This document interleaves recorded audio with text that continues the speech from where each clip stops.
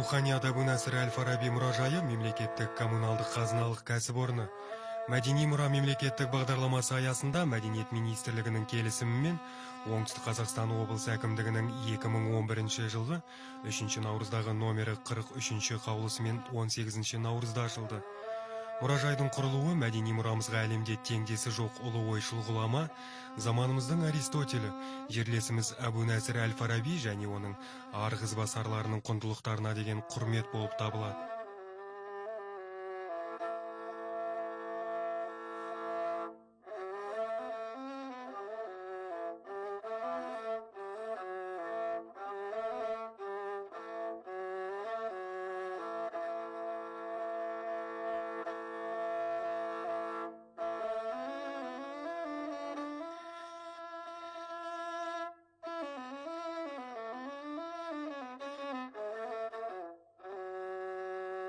Мұражай жұмысының басты мақсаты отандық білім, ғылым, мәдениет жүйелерін дүниежүзілік озық үлгідегі деңгейде дамытуға бағытталған мемлекеттік саясатты пәрменді жүргізудің, жүзеге асырудың кепілі Еуразия кеңістігіндегі әлемдік өркениет жүйесіне белсенді араласып, білім, ғылым, мәдениет саласындағы мемлекеттік бағдарламаларды үйлестіре жүзеге асыру. Осы мақсатта музейлік әдістерді пайдалана отырып, экспозиция құрылғылары арқылы Әбу Насыр Әл-Фарабидің әлемдік ғылыми илімдердің қалыптасуындағы рөлін ашып көрсету. Түпнұсқа жәдігерлер арқылы Әбу Насыр Әл-Фарабидің туған отаны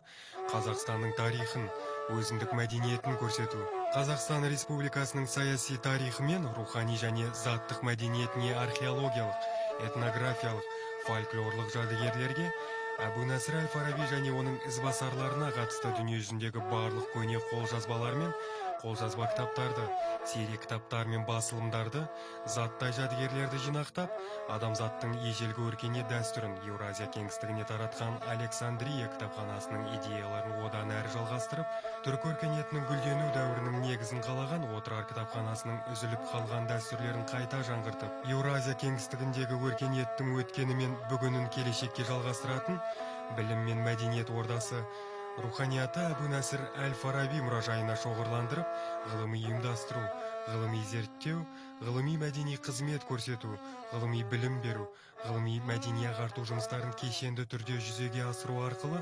адамдардың тарихи жады мен дәстүрін сақтауға ұмтылған терең сезімін ояту мақсатында мұражай қызметкерлері талмай еңбек етуде. Мұражайда араб мәдениеті мен ислам діні және таралуы, ислам дінінің Отырар жеріне таралу кезеңі,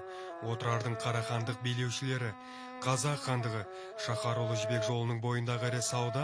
ғылым мен мәдениет орталығы ретінде де, әлемде теңдесі жоқ ұлы ойшыл, энциклопедист ғалым, біздің дәуіріміздің Аристотелі, Әбу Насыр Әл-Фарабидің отаны ретінде де, орта ғасырдағы Орта Азиядағы аса ірі суландыру жүйелерімен де, Шыңғыс ханның басқыншы әскерлерін 6 ай бойы Еуропаға жібермей, ұстап тұрған қаһармандық қорғанысымен де белгілі болған Отырар қаласының тарихынан бастап, Сирияның Дамаск қаласындағы Әбу Насыр Әл-Фараби атындағы тарихи мәдени орталығы жайлы мәліметтер, Отырар ойшылдарының ең атақтысы, ең мәшһүрі, заманымыздың Аристотелі, әлемде теңдесі жоқ ұлы ғұлама Әбу Насыр Әл-Фарабиге қатысты құнды жәдігерлер сақтаулы. Диуани лұғат түрік, яғни түрк сөздерінің жинағы атты еңбектің авторы, түркі халқының 11 ғасырда өмір сүрген аса дарынды перзенттерінің бірі Махмуд ибн Әл-Хусейн ибн Мұхаммед Қашғари, жаңа түркі тіліндегі әдебиет негізін салушы Қожа Ахмед Яссауи, түркі тілдес елдердің 12 ғасырдың аяғы мен 13 ғасырдың басында өмір сүрген ортақ ақыны Ахмед Югнеки, белгілі тарихшы, әдебиетші, тарихи Рашиди, Жаһан-наме дастандарының авторы Мұхаммед Хайдар Дулати шығармаларының қолжазбалары мұражайдың құнды жәдігерлері болып табылады. Түркі тілдес халықтардан шыққан атақты лирик ақын Атай, асқан ақын, жырау, күйші, абыз, адам баласына мәңгі ізгілік дүние іздеген ойшыл философ, аңыз кейіпкері Қорқыт Ата, Мысырды билеген сұлтан, орта ғасырлық Мысырдың аса ірі әскери және мемлекет қайраткері Сұлтан Бейбарысқа қатысты қолжазба деректерде музей төрінен орын алған.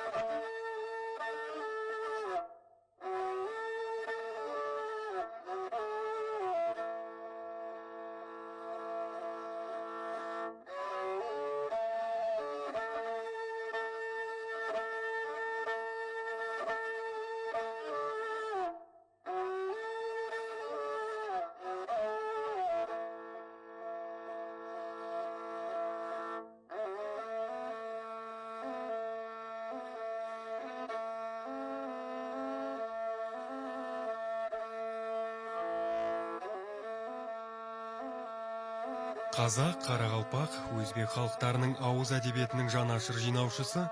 башқұрт халқының бала жасынан қазақ арасында өскен аяулы перзенті Әбубәкір Ахметжанұлы Диваев, жұртшылыққа Қызыл жырау деген лақап атпен белгілі Мырзабек Байжанұлы, қазақтың күйші композиторы Сүгір Әлиұлы, сылқым сыр бойымен қазыналы Қаратау етегін жайлаған өнер өрендерінің майлы қожа ақын бастаған мол шоғырының өрелі бір өкілі Еркөбек Құттыбайұлы, әдебиетіміздің көрнекті өкілдерінің бірі болған Мәделі Қожа, тума талантымен, зеректілігімен, адамгершілік болмысымен заманының зиялысы, қара сөздің шешені, өлең сөздің өзені, шежіре атанған Балтабай Тебейұлы, халықтың қалаулы ақыны әрі әнші қыздарының бірі Манат Бекбергенқызы,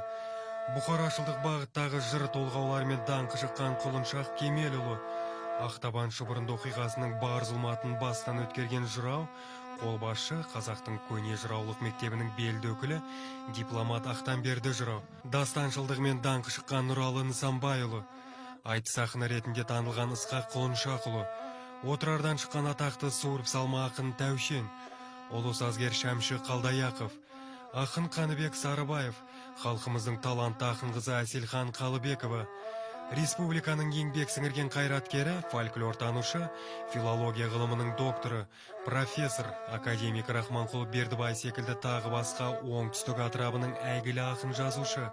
ғалымдарының өмірі мен шығармашылығына қатысты мыңдаған археологиялық, этнографиялық, фольклорлық құнды дүниелер сақтаулы тұр.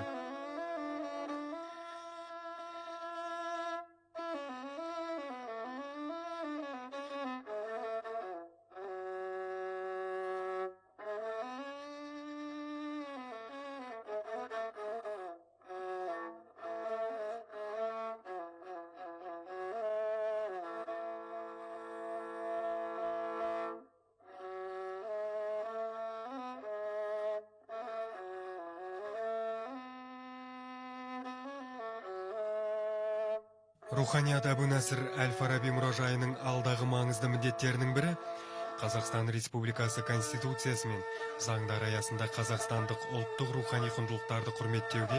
жинақтауға, сақтауға, қалпына келтіріп, адамзаттық игілікке айналдыруға жұмылдыратын танымдық, тәрбиелік тағылым арқылы өркениетті адамгершілік нысанын ұстану,